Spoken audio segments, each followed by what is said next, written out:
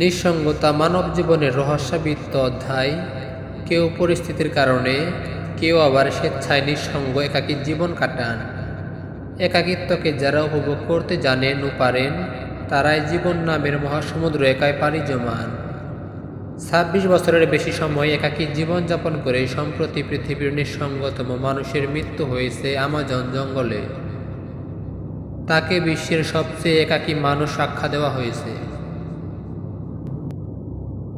মানুষটির নাম, পরিচয়, ভাষা কিছুই জানা যায়নি। কেউ একা হয়ে যায় না একদিনে বা হঠাৎ, বরং নানা দূরত্ব দ্বন্দ্বের কারণে তৈরি হয় ফাঁক ফাঁকি, ফাটল, ভাঙন।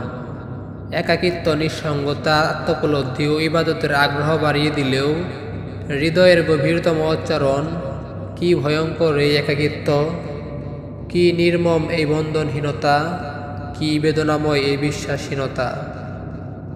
ইসলাম নিঃসঙ্গতা, একাকিত্ব পরিহারের শিক্ষা দেয়। মহান আল্লাহ বলেন, হে মানব মণ্ডলী, তোমাদের প্রতিপালককে ভয় করো, যিনি তোমাদের একজন পুরুষ থেকে সৃষ্টি করেছেন এবং তার থেকে জুটি সৃষ্টি করেছেন, আর তাদের উভয়ের থেকে অসংখ্য নরনারীর বিস্তার ঘটিয়েছেন। প্রিয় নবী সাল্লাল্লাহু আলাইহি ওয়াসাল্লাম বলেন, তুমি মুমিনদের পারস্পরিক করুণা প্রদর্শন এবং পারস্পরিক সহানুভূতি প্রদর্শনের দিক থেকে একই দেহের মতো দেখতে পাবে। যখন দেহের কোনো একটি অঙ্গ কষ্ট অনুভব করে, তখন গোটা দেহ জ্বর, নিদ্রাহীনতা দ্বারা এর প্রতি সাড়া দিয়ে থাকে।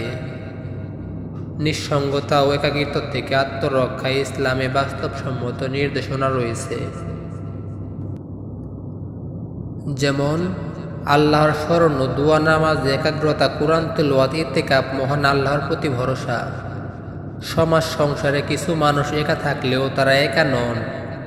ধর্মকর্মের নানা অনুষঙ্গে একাকিত্ব ঘোচাবার যোগ্যতা রাখেন তারা, তবে একেবারে একাকী ও নিঃসঙ্গ জীবন কষ্টকর, অসহায় কিছুটা হলেও ভুল। প্রিয় নবী সাল্লাল্লাহু আলাইহি ওয়াসাল্লাম বলেন, আমি একা থাকা সম্পর্কে যা জানি তা যদি লোকেরা জানতো, তাহলে কেউ কখনো রাতে একা ভ্রমণ করতো না।